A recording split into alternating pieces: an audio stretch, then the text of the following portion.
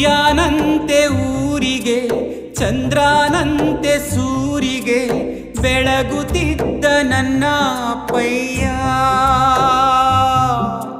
ನ್ಯಾಯಕ್ಕಾಗಿ ಹುಟ್ಟಿದ ಧರ್ಮವನ್ನೇ ಸಾರಿದ ಕರ್ಮಯೋಗಿ ಕಾಲವಾದೆಯ.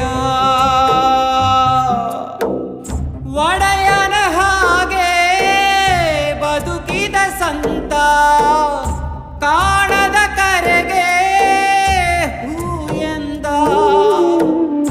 ನಂಜನು ಬೆರೆಸಿ ಅಮೃತ ಸುರಿಸಿ ಹೊರಟ ಹರಸಿ ಕಾಲನೂರಿಗೆ.